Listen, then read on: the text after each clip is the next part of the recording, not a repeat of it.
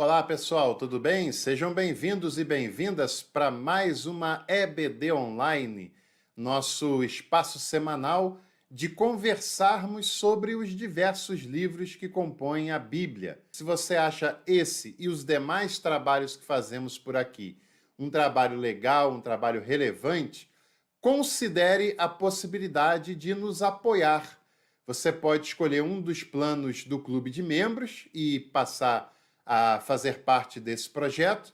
Você pode se tornar um apoiador recorrente na plataforma Apoia-se ou pode também adquirir um dos cursos e produtos que estão listados aqui na descrição desse vídeo.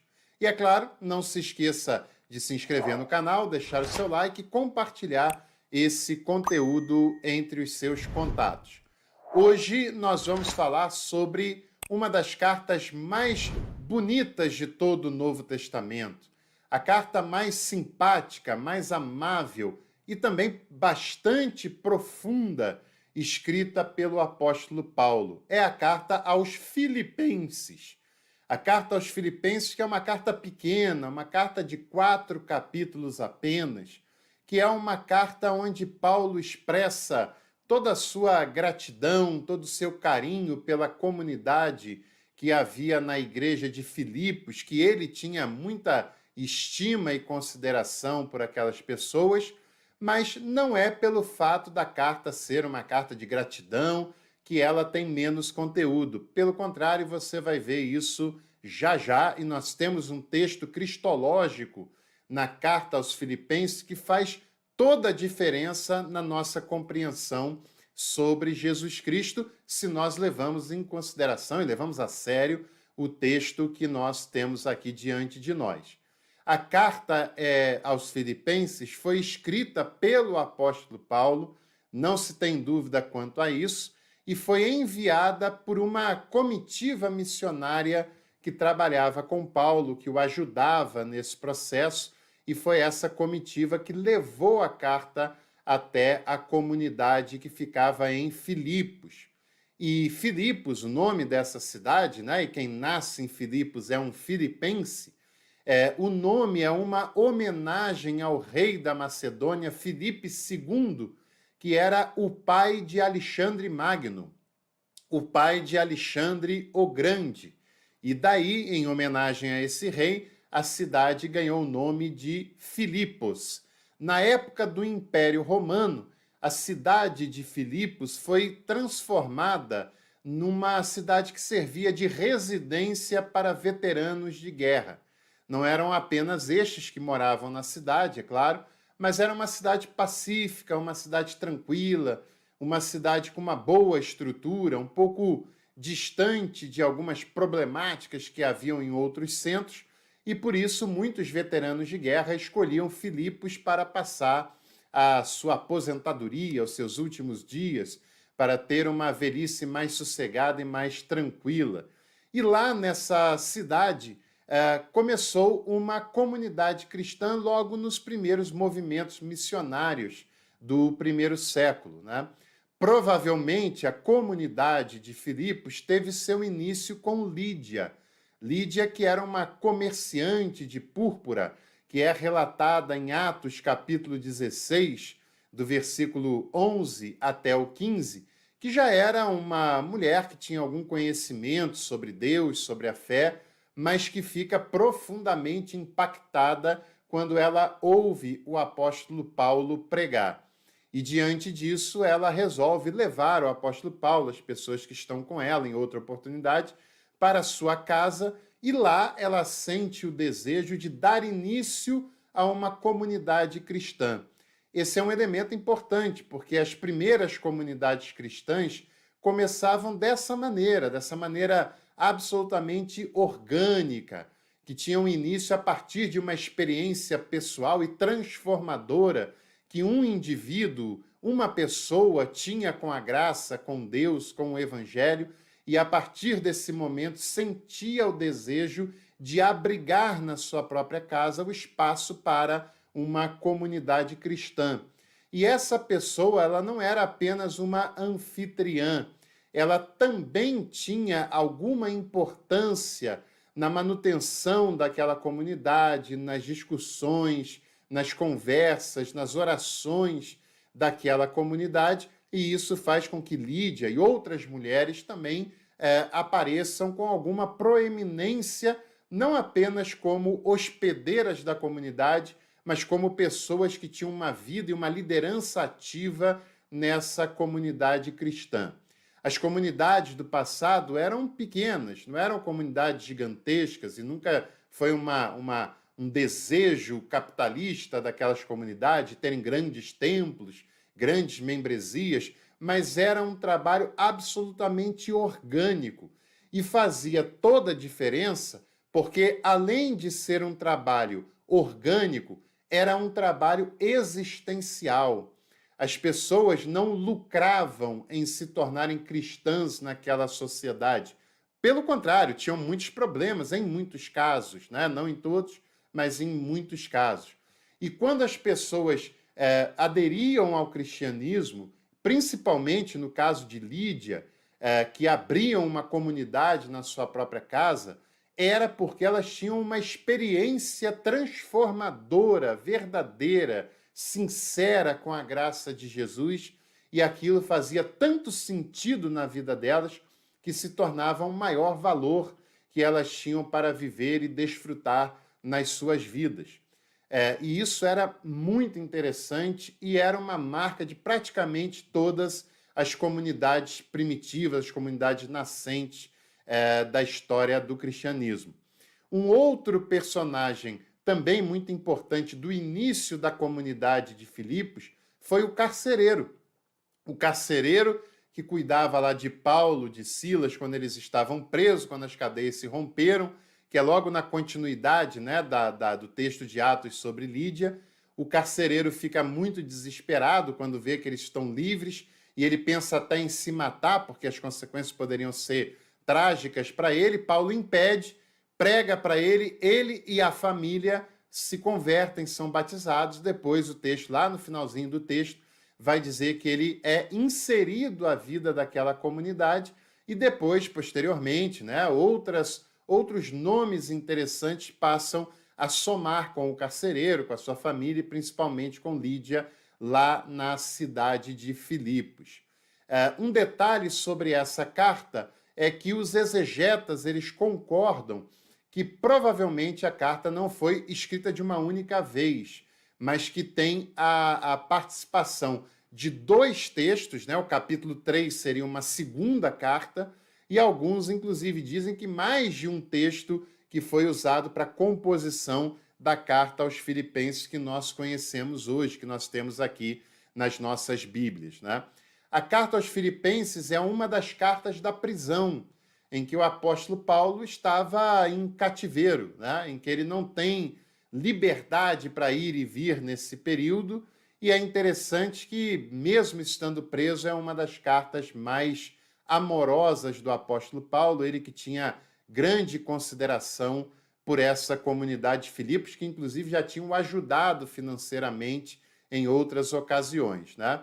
Muitos especialistas entendiam no passado que Paulo escreveu a carta aos Filipenses quando ele estava preso em Roma, na sua prisão derradeira, mas posteriormente esse ponto começou a ser questionado e hoje boa parte dos especialistas tende a pensar que a carta aos Filipenses foi escrita enquanto Paulo estava cativo em Éfeso, porque na cidade de Éfeso Paulo também foi aprisionado, Paulo também foi perseguido, sofreu, e lá também tinha uma guarda pretoriana, né? Tinha lá entre aspas, uma certa embaixada do Império Romano, né? Uma representação do Império Romano, e é provável que a carta aos Filipenses foi escrita quando Paulo estava nessa prisão em Éfeso.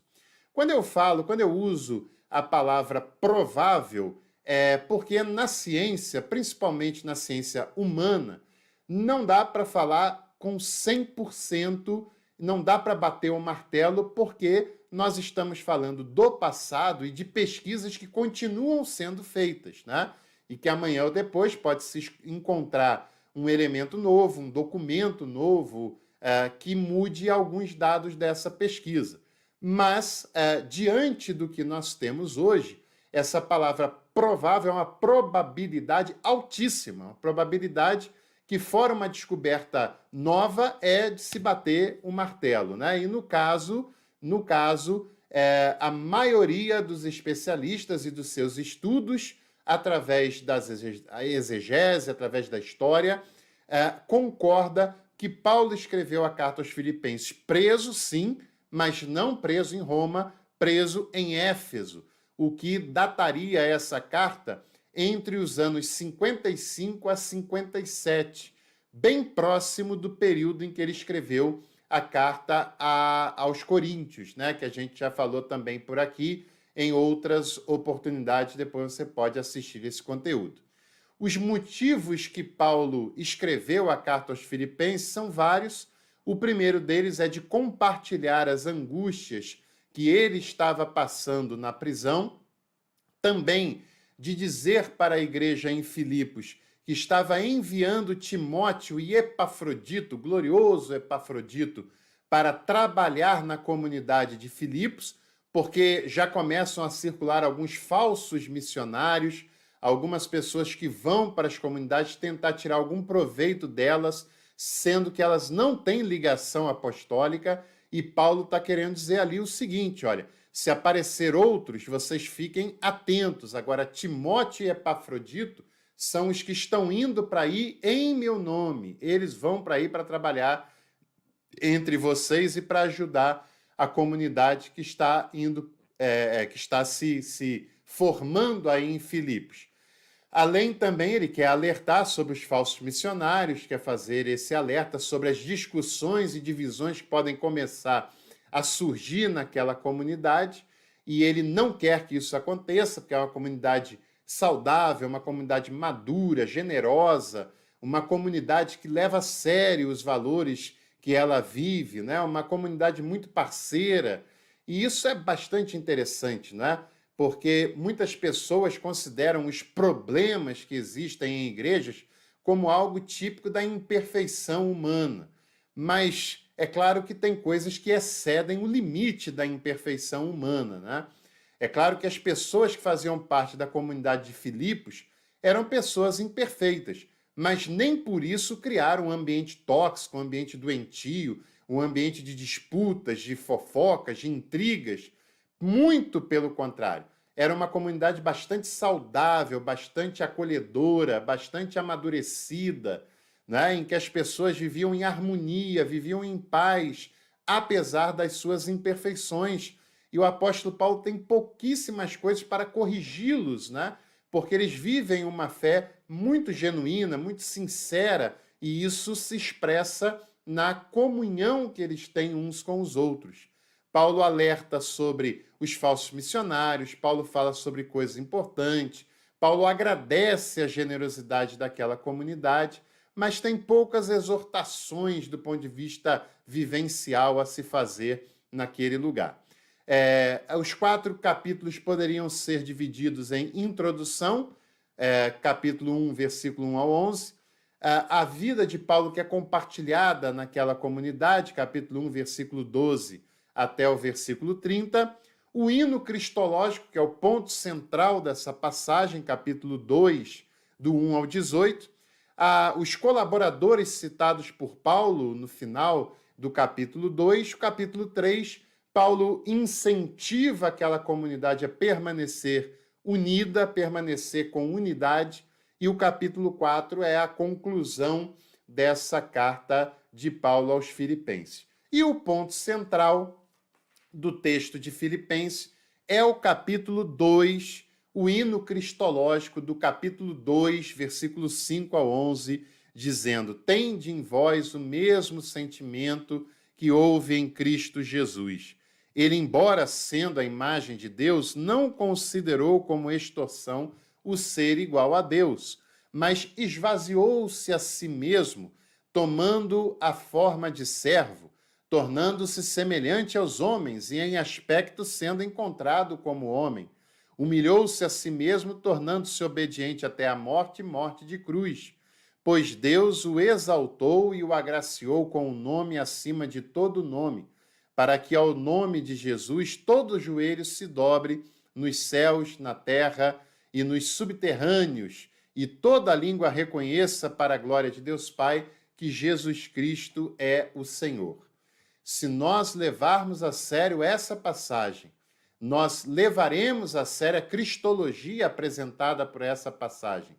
E essa compreensão cristológica fará toda a diferença na maneira como nós enxergamos e praticamos a fé cristã. E abriremos mão definitivamente de um Cristo triunfalista, todo-poderoso, de um Cristo monarca, de um Cristo que quer ser servido e que gera pessoas que acham que Deus está à sua disposição e que nada de ruim pode lhe acontecer, porque esse texto nos chama a entender Jesus como aquele que, sendo Deus, se esvaziou, se humilhou, e ele se tornou um humano, mas não um humano qualquer, um servo menor dentre os seres humanos, porque ele vem à Terra para servir, para revelar o Pai, para mostrar um Deus que se esvazia por amor, porque esse contato, essa amizade entre os seres humanos e Deus só pode acontecer, só pode ser real se Deus abrir mão de toda a sua divindade e se torna um conosco, né? E se torna um igual a nós, e alguém que serve aos seres humanos, né? Na sua vinda terrestre, na sua vinda à Terra, ele serviu no sentido de mostrar o caminho da graça, de mostrar que Deus lida com o perdão diante dos pecados humanos, de revelar Deus como um Deus de amor, como um Deus de graça, como um Deus de bondade. E Jesus assim o fez, e o texto diz que deve ter na igreja o mesmo sentimento que houve em Cristo Jesus, de não achar que é divino, de não achar que é grande, mas de se colocar no papel daquele que serve a sociedade, que serve ao menos favorecido, que serve a quem precisa, para assim poder, de fato, fazer a vontade de Deus que é revelada em Jesus Cristo. Esse texto deve ser lido diversas vezes, conhecido e praticado por qualquer pessoa que se diz cristã. Então, essa é uma apresentação breve da carta aos Filipenses. Espero que você tenha gostado. Se assim o foi, deixe seu like nesse vídeo e à noite eu te espero para a nossa reflexão semanal. Até lá.